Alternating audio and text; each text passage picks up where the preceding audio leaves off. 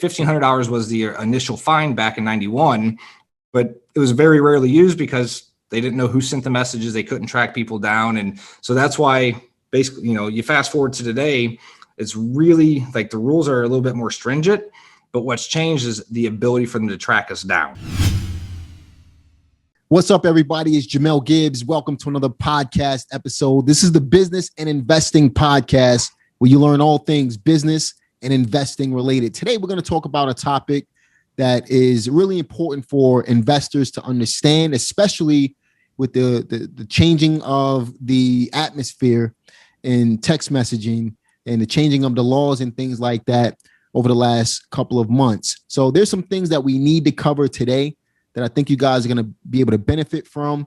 And what we're looking to do is educate you so that you can keep yourself out of trouble when it comes to text messaging. And I have my man who's an expert in this particular field, and he's coming all the way from the REI Black Book, which is a software which provides this type of service as well. So we're going to talk to Kevin Carroll today and see what we need to know about when it comes to text messaging and making sure that we don't get sued on the other end. What's up, my brother?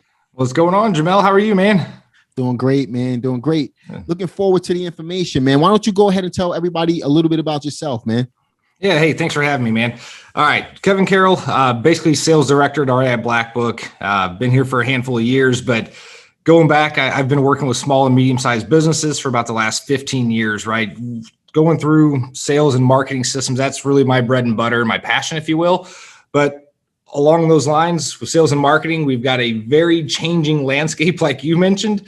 So I'm out here kind of help spread the word, keep people out of trouble, make sure that they're marketing and running their businesses the right way, so that we can all grow and scale and hopefully stay out of trouble, right? So let's throw this out here too. And everybody loves when you first bring up or start a conversation this way, but I am not an attorney and this is not legal advice, but the things I'm going to basically discuss today, these are well documented across the industry. It's a hot button topic today. And, looking forward to kind of talking this through and making sure we're helping our fellow community out here, man. Absolutely, man. Now, how did you guys end up adding text messaging to your platform in the first place? Yeah, so we've been doing this software thing for about 12 years now, specific for real estate investors. And, our platform is everything from a CRM, phone system, text platform, ringless voicemail platform, email auto response systems, property analysis. We do a lot of different things inside of our system, but probably 6 or 7 years ago is when we implemented the full text and ringless voicemail platform into REI Black Book. And the idea was most investors are going out and subscribing to 7, 8, sometimes 10 different platforms, trying to plug them all together. It costs outrageously expensive. It's extremely complex to put together. And ultimately, it's a lot more efficient if it's all in one spot. If there's an issue, you've got one number to call. And that's why we built in text blasting, text messages, as well as the ringless voicemail side of things. Yeah, and we're going to dig into that a little bit as we go on through this podcast, because there's obviously some differences between a broadcast and a follow-up system, which we'll talk about. And also, I want you guys to stay on to the very end. Make sure you continue to watch, because we're going to provide you with some information towards the end. We're going to provide you with a texting code that's going to allow you to stay congruent with what's going on with the local laws or the national laws today, and how you can protect yourselves during this landscape of the changing of texting and marketing. Yeah, we've got pretty much a step-by-step how-to guide that pretty much show you exactly what you need to stay compliant, what the rules are, what's changed. And we'll talk about it today, but we've got a free handout at the end that we'll make sure everybody gets to. Absolutely. Absolutely, man. So what are some of the pros and cons of texting when generating leads in today's atmosphere? Yeah. So, texting has been really, really popular for us for many years, right? And there's a good reason for it. Text messaging, compared to some other marketing strategies, it's super inexpensive. Sending out 5,000 text messages versus 5,000 postcards, there's a big cost difference with that. But just to kind of give you that, so there's some numbers here. when you look at text, the reason why real estate investors specifically have really flocked to this over the last handful of years is, one, text messages get a 98% open rate. So when you're looking at our messages hitting on the target, 98% of the time, they're getting opened. Out of those 90% get opened within 3 minutes of that message being sent too. So, I mean, it's immediate response, engaged right away. And then the other part of it is actual responses coming back to us. 45% actually respond back one way or the other. So 98% get, opened. 9 out of 10 of those are open within the first 3 minutes, and almost half of them incite some sort of response one way or the other. And when you look at other marketing strategies that we use as investors, there's really nothing else that kind of compares to what texting has brought. So that's why it's popular. Absolutely true, man. I know we had this discussion before in regards to email marketing, right, versus text messaging. And when you look at the two comparisons, I think email marketing is about the same when you're looking at how it's tracked. But I've been email marketing since 2006. I've never seen a 98% open rate, and I've never seen a 45% response rate.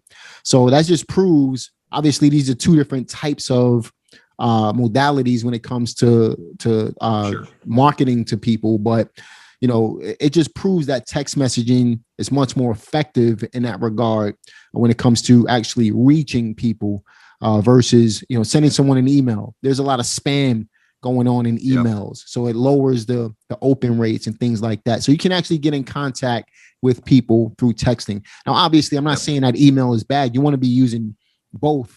But you just understand that the response rate on both platforms is going to be different as well. Right. And that's kind of what brings us here today, right? So you mentioned the spamming part of email. So, everybody's got their junk email addresses these days, and then the real one, it depends on who you're talking to as to, who gets which one. But texting's kind of, that's why we're talking about new regulations and new compliance changes, because there's so much spam and robocalls and all these other things, because, it's not just investors that are sending these messages out, right? I mean, businesses across the board are doing this. Like, there's a number, it's like 2.7 trillion text messages that get sent by businesses next year. Mm-hmm. So when you look at, it's not just investors, but it's, I'm sure most of us have probably had offers for car warranties and, all those different things, but they're using text messaging for a lot of the spam activity, which is kind of spurring why these regulations are kind of, front and center right now for us as marketers. Right. So text messaging obviously has been around for a few years. Things are starting to get really hot. It's really become popular over the last couple of years. I want to say like you said, a lot of investors are using it now, even though, I was using text messaging 10 years ago to invite people to webinars, right? Yep. It's just more formal. It's more public now. And it's more of a mainstream way of marketing. So that's why, obviously, when things get hot, the government steps in and they start putting these regulations in place in order to keep everybody in check, man. So let's talk about some of this. What are some of the compliances that are here to stay in the texting world?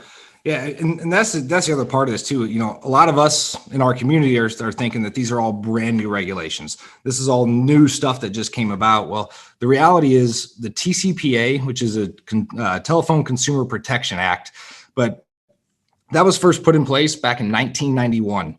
And, you look back in 1991, very few people even had cell phones. I think like 3% of the population actually had cell phones. 95% of people still relied on landlines. But what spurred this was back in 91, that's when these automated dialing systems was first coming out, right? So the government, I always say the regulator is going to regulate. And what I mean by that is back then you had the technology with those dialers. Say, okay, I'm in St. Louis, so our area code's 314 here. Those dialers would just say, okay, well, I'm going to automatically call this area code, and it would go through and just call every single number that was in each area code. So we're talking fire departments and hospitals and, emergency lines, et cetera. So it was creating an issue for that. The other part was back then, when we did have cell phones, those old bricks that we used to carry around in leather bags, that's what the technology was then. But when we answered a phone call on a cell phone, we were the ones paying for it. Right. So there wasn't this unlimited talk and text and all that stuff. If we, inbound or outbound, it was very expensive to talk on a cell phone. So that's what kind of led to the regulations up front. It pretty much just said, hey, you can't use these automated telephone dialing systems. They set up the hours that we could call. So 8 a.m. to 9 p.m. You can't call outside of that. And there was some different, basically generic rules that were put in place. But they didn't really do much. So they put that stuff in place. There was no technology to track it. There was no technology to manage it. So really, it was on paper, but they didn't have any teeth behind it. I think there was a $7,500 fine $1,500 was the initial fine back in 91, but it was very rarely used because they didn't know who sent the messages. They couldn't track people down. And so that's why basically, you fast forward to today, it's really like the rules are a little bit more stringent, but what's changed is the ability for them to track us down. So now they know, hey, Jamel, you sent this message on this date to this person. And, so there's a trail of everything that we're doing. So that's kind of the really high level change of what really, started back in 91 and what's kind of led to today. And I'm happy to give some more details as like different regulations that have kind of been put in place. Yeah, man. Why don't we talk about that before you actually jump into that, though? I didn't even know texting existed in 1991, man. So I was 10 years old in 1991. Yeah, that's crazy, man. So I don't think any texts were sent in 1991, but so that first law was written for like the automated dialing systems, right? There was a quote that I think it was Senator Fritz was the guy's name, but he's like, this is an invasion of privacy. They're interrupting our dinners. They're interrupting, TV time. We're getting out of bed to answer these phones, and it's, just some telemarketer, et cetera. So, it didn't even have to do with like the cost factor necessarily, but I mean, it was like a personal thing. It's invading my privacy. And so what they did, I think it was in 2009, was like the second step of regulations that they had put into place. And for the most part, what that did was, kind of outline texting and, just kind of put a little bit more teeth behind what the regulations entailed. So in reality, all they're doing is using the same laws from, let's say, the auto dialing and stuff like that and applying it to the text messaging laws. Yeah. Yeah. Got you. Yeah. Okay. 100%. Cool, man. Now, what are some of these high level regulations that are in place now? Yeah. So if you kind of look at it now, 2009 is when they implemented like the do not call list, if you will. So that was a huge step. So they actually had a formal process for consumers to say, hey, I don't want to get these calls anymore. I don't want to be marketed to. So if you fast forward to today, obviously the do not call list is still hot and heavy. And the numbers on this, like this will blow your mind, man. But there are 241 million people registered on the do not call list. So if you think about that, 241 million people, we just had the census this last year. There's only 330 million people in the country, right? So, and that includes kids and everybody else. So if you really look at it, our pool of people who have basically said, yeah, it's okay to call me for marketing purposes, it's really, really small. So if we're sending text blast out and using dialers for cold calls, chances are we're probably calling people we shouldn't be calling. So that's one of the big regulations is the do not call list. Man, I'm looking at these numbers here and, you figure that's about 90 million people. So we're looking at a little more than around a third of the country that we can actually contact versus, and like you said, that includes children and older people as well, man. So 2/3 of the country are on a do not call list. We can't even contact them, man. Right. That's crazy. That's crazy. It's not. When you tell people that, like, oh, you got to be kidding me. And so out of those 241, I think last year there was roughly 4 million up until last year, about 4 million active complaints from people who are on the do not call list that still receive phone calls. So and that number is going to continue to go up here a little bit too. So, I mean, we got 4 million actual complaints, but that number is going to go up because now it's easier to know who sent the message, who sent the pre-recorded, ringless voicemail, if you will, et cetera. And it's going to basically make it easier for them to say, yep, you did it, and here's your fine. So the fines went up. It's easier to find out who did it. And unfortunately, it's just going to keep getting worse. So they've put a lot of new regulations going forward. Like basically it's not just on us to make sure who we're calling. Now the carriers have skin in the game. They have to basically help monitor these calls and find out who's using their networks to send these messages. So it's a completely different landscape than what it was just a few years ago. That's for sure. So, I mean, obviously, there's a lot of different ways we could go with this part of the conversation, but, I remember you mentioned to me one time that, these people have 3 years or something like that. They could go back 3 years. If you contacted somebody, let's say today, and then in 3 years, they decided on that day that they wanted to say, hey, this guy sent me a text message illegally, they could come back after you.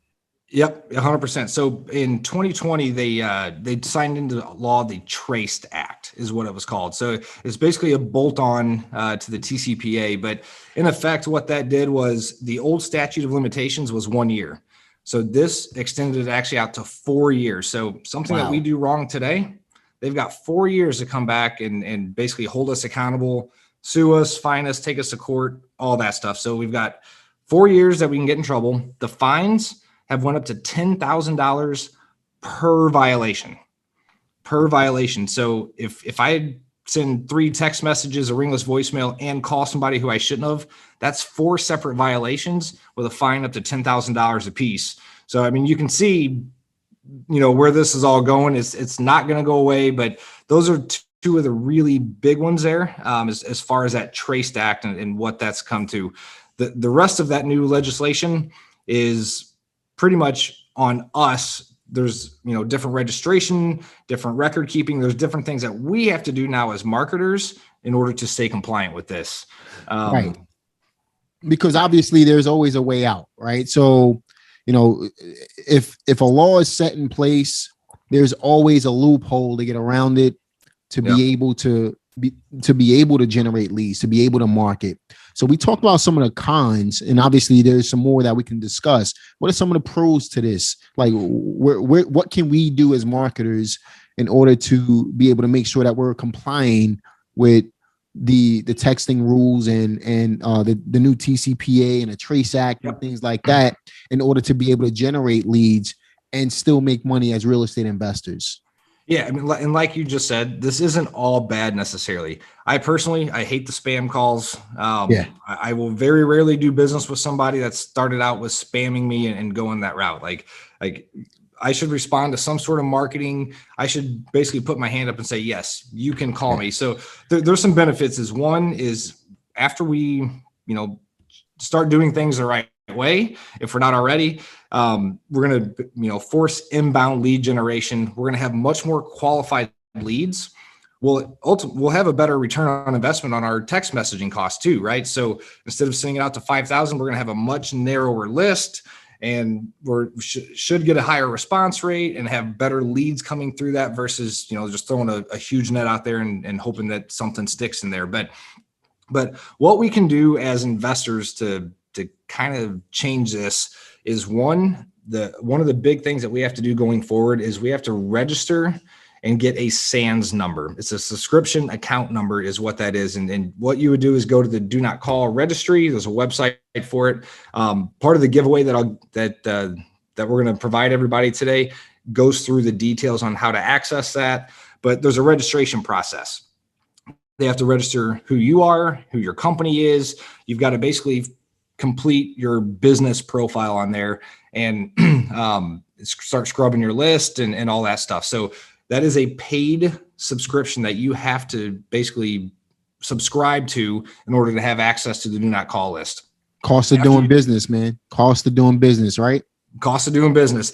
And there's some protection. So, some of the newer investors that aren't doing business in multiple markets and everywhere else, there is options to basically be able to have access to that list for free. So up to, I think, 5 or 10 phone numbers is completely free that you can register on there and get data for 5 area codes without paying, any additional money. But once you expand beyond 5 area codes, then it's a subscription base, and you actually have to pay for what level of access you want. So that's the first thing, is that you definitely, and that implementation, like that needs to be implemented like now. Actually, it should have been done yesterday, frankly. Yeah. But go to that list, register, get your SANS number lined up, and then that way you're at least set up and registered with the DNC. Man, why don't we provide them with a step-by-step process on what to do in order to stay compliant? Yeah. So start with registering and getting your subscription account number. The next step after that happens, you actually have to register your campaigns and your numbers. So not only do you have to register your business, but now you have to say, okay, I'm going to run this particular marketing campaign. This is sample messages that I'm going to send out. These are the numbers I'm going to use. And they actually will review and approve you based on how you're going to use the system. And then after that, basically, if they give you like a trust score, and I compare it to like a credit score, if you will. So, banks are going to use our credit scores to determine how trustworthy we are. Are we going to pay that loan back? Are we going to, are we going to default? Same thing with this. So after the information we use, we give them our campaigns and all that. They're going to assign a trust score to us as marketers, and that's going to determine how many messages we can send per day. What platforms and this and this and this, and they're basically, they can throttle down our marketing if we're deemed untrustworthy, if you will. So there's real motivation to do it the right way. Some people have asked, well, what happens if I don't register? What are they going to do? Right. Well, what they're going to do is, now the carriers have skin in the game. So there's actually been lawsuits against some of the carriers over the last couple of years. So they're getting sued, and there's like a $20 million judgment against one in particular, that one of their customers was using their platform to spam, blast out, and do all these illegal activities. So since they didn't shut it down and control it, they had to pay over $20 million in fines. So now, and this is also part of the new legislation, but they have skin in the game, and there's new technology that one, if you don't register, your deliverability rates are going to drop to the floor. And that's already started to happen. We've seen this kind of across the board, but if you're not registered, they're going to mark you as spam, and they'll block it before it even gets to the end user. The same thing happens with email platforms, man. You look at some of the main email platforms out there. If you're spamming people on their platforms, your deliverability rate is not only going to affect you, but it's going to affect everybody else on the platform. So they'll block you, right? And your emails won't get delivered, and they'll shut your account down because they'll get in trouble on the other end. So it's the same thing that applies here with the text messaging as well, man. Yep. And then even if your message does get through, if you didn't register, well, the technology's in place now. Like I said before, they know who sent it and where it came from. They can't spoof numbers and do all those, random generation for, sending out all these different text messages using 50 different numbers. That stuff's all going away. So now it's going to get pretty easy for them to come back and track you down. We've already heard, we've got several thousand customers across the country. But we've already heard several horror stories, man, where, this guy sent out 2 text messages and 1 phone call and had to fight lawsuits for 18 months and, settle out of court for $7,500 on this. And it's amazing. We hear this pretty much every several weeks, or somebody who's got a nightmare story to tell. It's just going to keep getting worse. So you got professional litigators out there, man. They're out there to get your money, man. So you send somebody, you and I both know, we know a lot of the same people, and a couple of people that we both know were sued and had to pay out, settle out of court because they sent somebody a piece of marketing who was on a do not call list. And so that's why it's important to scrub that DNC, make sure that you're complying by all of the rules and regulations. It's going to keep you out of trouble in the end and make it less of a headache to make money in this business. Yeah. They got 4 years to come get you now. So something you do today, you might not even be worried about that in 2 years from now. And all of a sudden you get that phone call or that notification. And, there's a lot of investors out there, a $10,000 fine or $20,000 fine, that shuts you down. Oh yeah. And, even the bigger guys, nobody wants to pay 20 grand for something like that. Right. So, it's all about getting written consent, getting, consent to send those text messages, scrubbing the do not call list.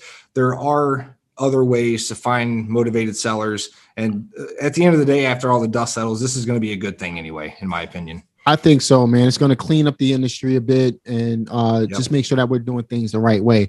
I've personally been fined not by texting, but through putting out bandit signs here in my local area. They fined me $20,000, man. Holy cow. Thankfully, I was able to negotiate the thing down to almost nothing. But the whole point is there's always going to be some type of legislation, some type of law in place that's going to hinder you from doing what you're doing. But if you just comply and you're willing to maneuver with whatever that legislation is, you'll be fine. I'm still in business. You'll still be in business as well, man. So we have here, get a SANS number. We also want to do what it takes to get that trust score up. And what was the next step after that? Yeah. So get your SANS number before we start sending text messages or even cold calling. Scrub the do not call list, right? And the national do not call list, again, it's got 241 million people on there. We really need to make sure we're not calling people who's taking the effort to say, I don't want these type of messages. The second thing too is, as we're marketing, one of the new rules, and I didn't mention this earlier, but if we call somebody or text somebody and they say, take me off your list, even if they're not on the national do not call list, if they tell us to take them off the list, we as business owners now have to maintain an internal do not call list for 5 years. So as those investigations, if you were to get fined later, they're going to come in and ask, hey, I'd like to see your internal do not call list. So you can't just delete your contacts and move on. We actually have to maintain a list. And that's why, RIA Black Book and, some, different system, whatever that is, you really need to make sure that's dialed in, because if they come knocking 3 years down the road, you must be able to provide that list of who opted out for the last 5 years. Obviously, I mentioned earlier that 8 a.m. to 9 p.m. is the federal regulations on, do not call outside of those hours, but each state's got a different set of rules on that too. So, some states are much stricter than others. There's links, the giveaway that I'll send out later. It will basically have a link there for each different state and let you know, like, all right, I'm marketing in Ohio. All right, well, Ohio's this hour to this hour. So, it's not just the federal rules. Make sure, because that can get you as well. And there's some other things too, like pre-recorded messages, ringless voicemails. They've been really popular as well. But in addition to having consent, we actually have to have written consent, express prior written consent before we can send a ringless voicemail. So let's talk about that for a moment, right? Obviously, how do you get prior written consent? Here's the thing. And I know the answer to this, but this is for the people that may not know, right? You got what's called broadcast marketing. You have follow-up marketing. How can you send a broadcast marketing message to someone that didn't consent to allowing you sending them a text message? Right. How does that work? Obviously, on a website, we have a box that we could check and allow, just say, hey, yeah, I want to opt in. But how do you do that with text messaging? So the easy way is you have to do some sort of marketing where they're calling you, right? So if it's a bandit sign and they're responding back to your marketing, well, they're opting in by calling you. Mm-hmm. That way you can send them text messages back. If it's direct mail, you can put a disclaimer on the bottom there. Hey, by calling or responding to this text, you're giving us permission. If they go to a website, our websites that we have on our platform, it's got the little disclosure at the bottom. You are hereby agreeing for pre-recorded messages, automated text messages, and for us to call you going forward. So there's different ways that you can funnel that in to have them opt in. If you're just buying a list, even if that person's not on the do not call list, you should not send them a ringless voicemail, because we do not have written prior consent for those pre-recorded messages. Those robocalls and those are really, really in the crosshairs right now. I've actually been telling people, unless it's a follow-up sequence and they're opted in, you do not send ringless voicemails. You're just kind of asking for trouble that way. Yeah. What about cold calling? Yeah. So you can legally cold call. Assuming that you're scrubbing the do not call list. I sound like a broken record here. I can't stress that enough. Scrub the do not call list. make sure they didn't tell you not to call them again. And if that's the case, you're good to do those cold calls. Now, of course, there's gray area with this. So if we're using automated dialers, extremely, those are really popular right now, right? Some of these, plug-ons that you can, call a bunch of different numbers. And there's some rules with this now. If we're using a dialer and even calling people who who are not registered on the do not call list, we have to be able to, and they pick up, we have to be live on that call in less than 2 seconds or we're in violation. So if it takes 4 seconds for us to pick up the phone and connect, that's a violation. If let's see here, if the phone's ringing and goes on for more than 15 seconds, well, we're supposed to hang up within 15 seconds. And those are small little goofy rules that, most of the time I wouldn't worry about those necessarily, but scrub the list. If you're using the dialers, make sure that somebody's on the other side and don't send ringless voicemails unless they've given us written permission to do so. Yeah, man. So what I'm hearing ultimately is if you're sending out a broadcast, make sure you're doing some type of outbound marketing, which will capture the numbers and allow you to send out a broadcast, which essentially means it shouldn't be your first touch. Maybe your second or third or fourth touch down the line, you send out that text message. Same with follow-up. Obviously, basically all we're doing is following up. That's all we're doing at this point, right? We're using texting. Most of our follow-up activities, they've responded to some type of marketing, right? We've already engaged with them. They may have called us back or texted it back. Like, we're good with that. So, it's part of a lot of our automated follow-up. Our platform is send out automated text messages to keep in contact with sellers who aren't ready today, and follow up with them for 15 months even. Mm-hmm. Same thing with ringless voicemails. It's not illegal to send either one of those, but how we send them and who we send them to, that's where the line is, right? So if they're opted in on follow-up sequences, texting is okay. We've already engaged with them. If it's ringless voicemail, especially early on, say, hey, I'm going to stay in contact with you. Is it okay if I send you some pre-recorded messages or text messages? Or the best way to do that is, hey, I'm going to send you a link to one of my websites. Go ahead and opt in, and that way I'll stay in contact. And when they opt in that way, it gives you the permission and allows you to track it. And not to sound like a broken record, man, but it really sounds to me like you just shouldn't broadcast messages out, especially as a first touch to a seller. Essentially, all we're doing is following up. That's it. Yeah. Right. Definitely don't do it with ringless voicemails. I mean, those robocalls is what they're calling them. That was a big part of this Trace Act last year. And it's the fines are outrageous. They can track you down now, but I think there was something like 20 billion robocalls that was made last year. And that was down from 2019. Actually, it was like, it's unbelievable how many robocalls are happening, and it's, people are just fed up with it. So those are really, really in the crosshairs. But it's okay to do it if you have some type of communication and consent already. Yep. Same thing with text messaging. You've got to have that prior consent for sure. Yeah. Okay. Yeah. Same with text messaging. So, I mean, if you've got somebody who's not registered on the do not call list, you can send them a text message to try to open the conversation.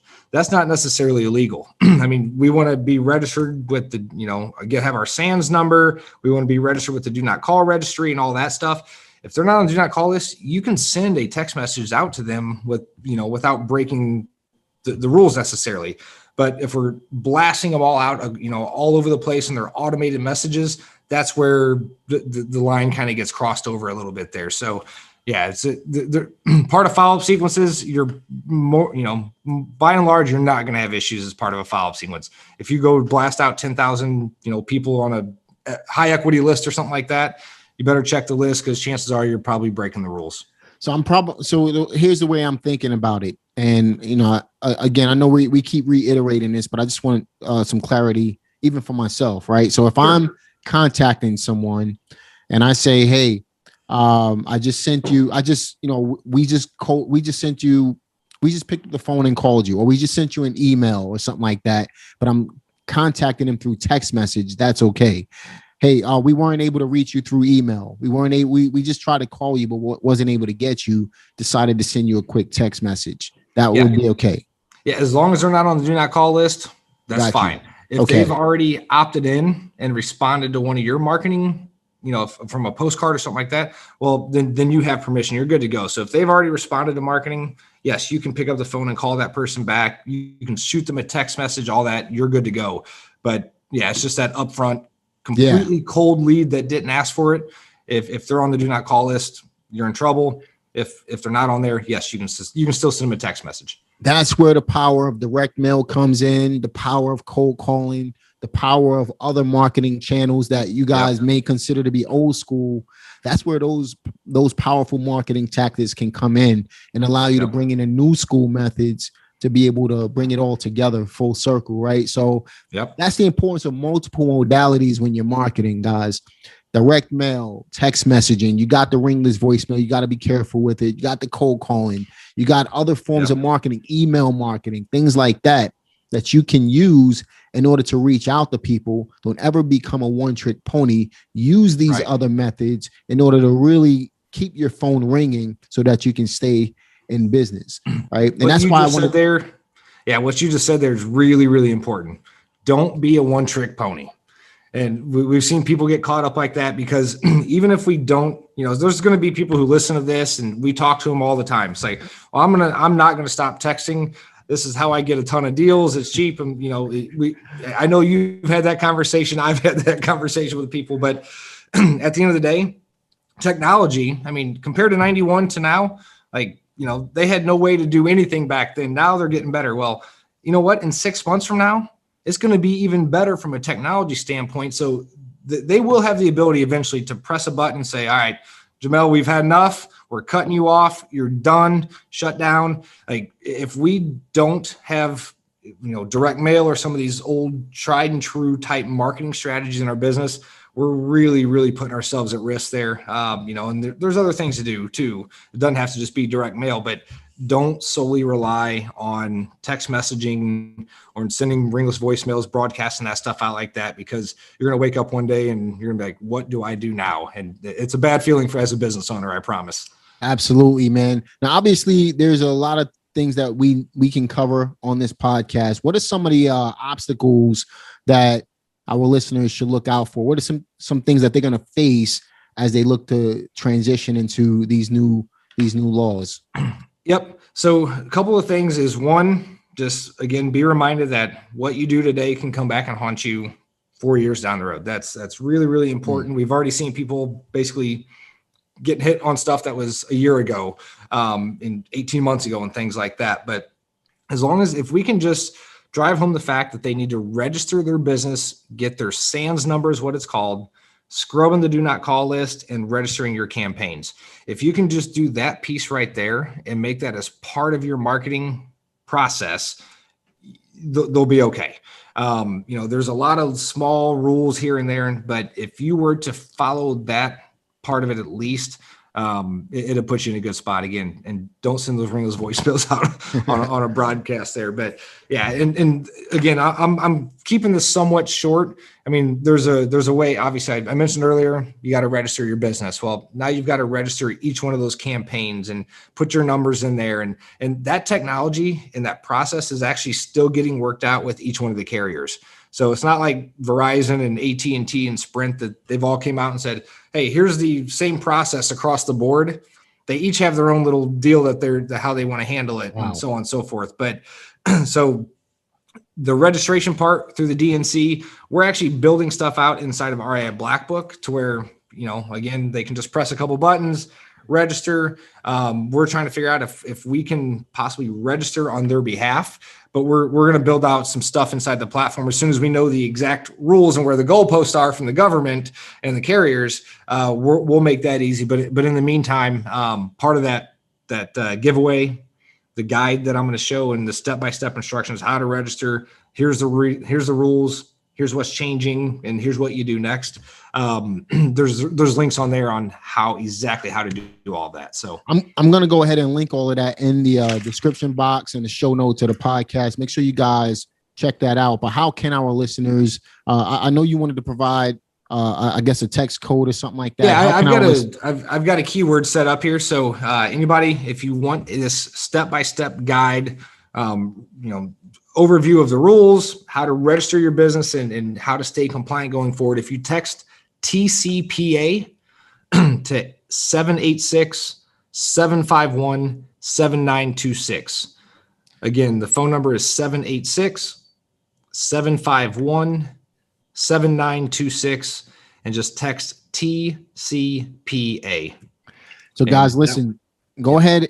I want you guys to take this seriously, especially if you're using texting or any form of marketing. You're gonna need to understand this stuff, right? Go ahead and text TCPA to 786-751-7926. And obviously, when there's a lot of moving parts, especially when it comes to text messaging and marketing in general, it's easier to have somebody else help you along the process, or at least do it for you, right? That's what software is for. That's why you have companies like mine and like REI Black Book who will make sure that you're compliant so that our platforms can stay up, right? REI Black Book is doing a great job with that, making sure that they don't get shut down. So in order for them to continue to support you, they have to stay compliant. So they're making your life much easier by handling all of this for you up front. So listen, I recommend, taking advantage of that, right? 786-751-7926. All you got to do is text TCPA to that number, and you'll get all the information that you need in order to start your step-by-step process to become compliant when it comes to marketing through text messaging, man. So anything else that you want to add, man? Anything that we're missing out right now? So obviously this is a ever-changing landscape, right? So as new rules, as the carriers are kind of releasing new technology and, hey, this is a new process, we're keeping that guide up to date. We've probably had 4 or 5 revisions on that thing already. So as soon as we're getting the information, we've got part of our team is researching this and looking at this every single day. We're updating that guide nonstop. So check back in on there. You can text that same keyword. I'll leave that open going forward. Every time there's a revision, we'll send that new one out there. But so just stay on it, because honestly, this may be old news in 2 weeks, and there may be additional stuff that's been added and implemented from a technology standpoint. So again, just stay up on it, and let's change our marketing strategies, generate inbound leads. Like you said, don't be that one trick pony, and we'll all be better for it here in a year or two anyway. I do think this is all good stuff. So. Absolutely, man. I agree with that, man. I appreciate you joining us today, providing this information. I know there's a lot to cover, and we probably didn't have the time to go through everything, man, to be honest with you. That's why it's important for you guys to text that TCPA number to that number that we provided. Again, it's 786-751-7926.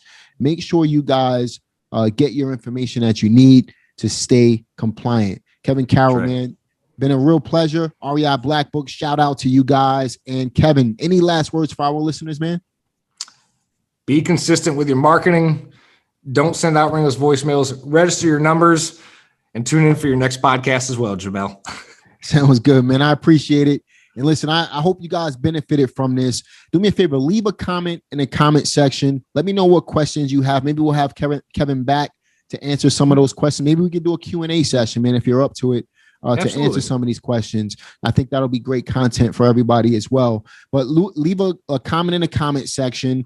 Go ahead, share this video with everybody you know who's in the real estate or the marketing industry in general. I think that it's important for everybody to understand what's really going on behind the scenes so that they can stay compliant and we can all make more money together collectively, right? That's what this is all about, helping everybody to do the right thing in order to prevent the industry from shutting down. Not that is ever going to happen, but listen, like this video, subscribe to this channel, share this video, leave a comment in the comment section. Let's start a conversation to see how we can help you further in your real estate investing business. And I'll talk to you guys on the next one. Peace.